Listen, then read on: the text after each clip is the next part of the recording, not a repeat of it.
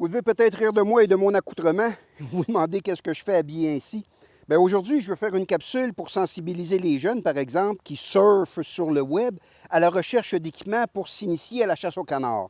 Parce que vous savez, la chasse au canard, c'est très excitant. Il passe des oiseaux, ça va vite, on tire beaucoup de cartouches, ça a l'air enlevant, ça a l'air excitant, et c'est normal que plusieurs personnes veulent s'y initier. Cependant, les compagnies le savent que c'est une chasse enlevante. C'est que le marché est inondé de gadgets et d'équipements à droite et à gauche, et quelquefois très dispendieux, qui fait que le jeune ici peut véritablement y laisser une fortune sans avoir nécessairement la garantie d'avoir du succès à la chasse.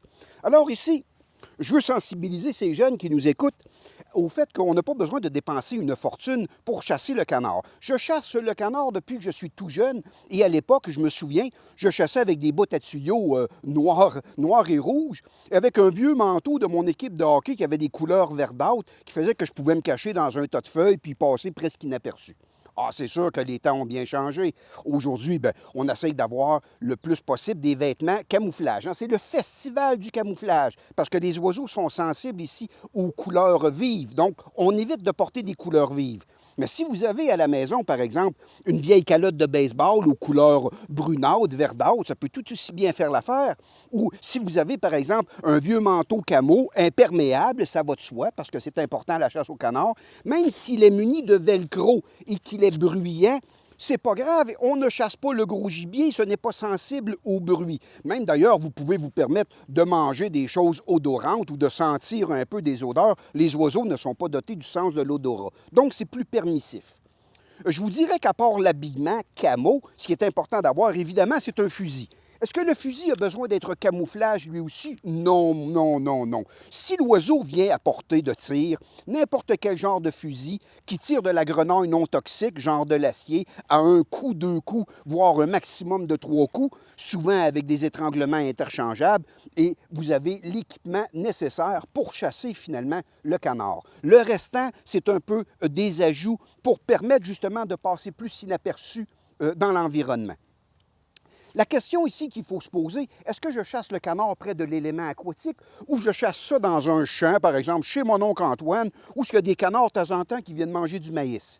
Si je chasse près de l'eau, important ici comme équipement d'avoir des bottes pantalons, les fameuses waders qui nous permettent par exemple d'aller poser nos appelants à l'eau et d'aller récupérer des canards qui seraient tombés dans l'élément aquatique. Des grandes bottes comme ça, j'en ai pas besoin dans un champ. Donc à ce moment-là, je suis capable d'économiser quelques centaines de dollars, dépendamment de l'endroit où je chasse. Et si toi, tu n'es pas propriétaire d'une paire de grands bottes, mais que ton ami qui chasse avec toi en a, vous n'avez pas besoin d'une paire chacun.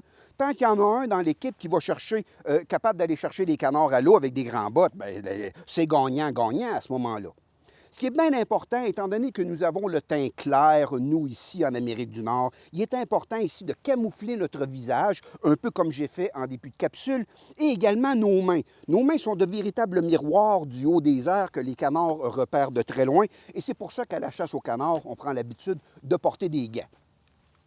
Ensuite de ça, si vous avez, par exemple, un conseil que je peux vous donner pour dépenser quelques dollars pour votre chasse au canard, ne lésinez pas sur un appât de qualité. Un appât pour être en mesure d'attirer l'attention des canards qui volent au loin et qui seraient attirés par vos appels. Et une fois que le canard, son attention a été attirée, pour l'inciter à survoler votre installation, c'est à ce moment-là que les appelants ici rentrent en jeu. L'appelant va faire en sorte que le canard va vouloir se poser parmi vos appelants. Si vous êtes relativement fortuné, un bel appelant mécanisé, parce que la recherche et le développement nous ont montré que les canards sont attirés par le mouvement. Donc, avec une petite télécommande, je suis en mesure de programmer mon canard pour qu'il batte des ailes et qu'il puisse arrêter. Mais pour des dollars de moins, si je ne suis pas aussi fortuné, allez-y avec un canard éolien. Un canard que les ailes vont aller au gré ici des bourrasques de vent pour pas mal moins d'investissement et qui fait tout aussi bien l'affaire. Chasser dans un champ, une belle grosse bernache ici avec des gros pieds, faisant en sorte qu'elle est stable et toujours ici une valeur sûre. Donc, on camoufle notre visage et nos mains, nous avons un bon appât et nous avons que quelques appelants. Pas besoin d'avoir 200 appelants pour que ça soit réaliste. Quelques appelants, commencez par un petit nombre. Vous pouvez même les acheter usagés, qu'à cela ne tienne. Et on s'équipe comme ça tranquillement. un bon fusil, attention à vos mouvements, et c'est une chasse qui est tellement excitante et tellement plaisante que pour quelques dollars, commencez à vous initier et petit peu par petit peu, bien, vous vous équiperez comme un professionnel. Mais on vous souhaite avant tout de vous amuser et on vous souhaite une bonne chasse.